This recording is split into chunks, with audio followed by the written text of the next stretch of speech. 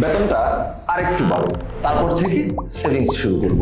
এই কথাটা যদি আজ 20,000 টাকা বেতনেও বলেন, বিশ্বাস করুন 2 লাখ টাকা বেতন হলেও এই একই কথা বলবেন। কারণ সমস্যাটা বেতনে নয়, সমস্যাটা হলো আমরা টাকা খরচ করি কিভাবে তার উপর। বেশিরভাগ মানুষ মাসের শুরুতে সব খরচ করে, তারপর মাসের শেষে দেখে যদি কিছু বেঁচে যায় তাহলে সেটা সেভ করবে। কিন্তু বাস্তবে কি হয়, মাস শেষে কিছুই বাঁচে না, কারণ আয় বাড়ার সঙ্গে সঙ্গে খরচটাও চুপচাপ বাড়তে থাকে। হয়তো একটা নতুন ফোন কিনলেন, একটু ভালো বাসায় উঠলেন, বাইরে খেতে গেলেন, অথবা নিজের লাইফস্টাইলটা একটু আপগ্রেড করলেন। এটা খুবই স্বাভাবিক। তাহলে উপায় কি?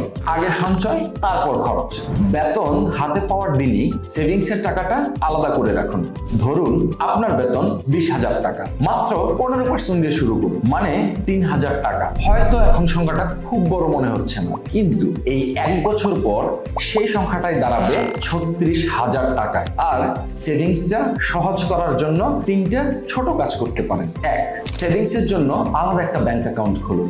2, বেতন পাওয়ার দিনই ওই অ্যাকাউন্টে টাকাটা ট্রান্সফার করে দিন। 3, আর যেই অ্যাকাউন্টে টাকাটা ট্রান্সফার করবেন সেই অ্যাকাউন্টের কার্ডটা সবসময় সঙ্গে রাখবেন না। যত কম সহজে টাকা তুলতে পারবেন তত কম অপ্রয়োজনীয় খরচ হবে। আর এমন 3টা খরচ আছে যেগুলো চুপচাপ আপনার অনেকগুলো টাকা নিয়ে যায়। নাম্বার 1, বারবার বাইরে খাওয়া বা ফুড ডেলিভারি। নাম্বার 2, যেসব সাবস্ক্রিপশন ব্যবহারই আপনি করেন না সেইগুলোর টাকা। নাম্বার 3, আর কিস্তিতে ফোন বা নতুন গ্যাজেট কেনা। এই 3টার মধ্যে শুধু একটা খরচও যদি একটু কমাতে পারেন, দেখবেন সেভিংসের টাকাটা বের হয়ে আসছে।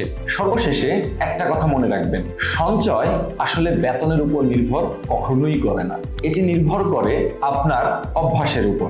আর তাই মাসের শেষে যা বাঁচবে সেটা সেভ করার অপেক্ষায় কখনোই থাকবেন না।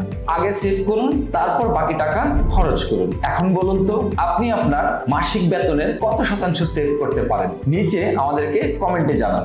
ধন্যবাদ।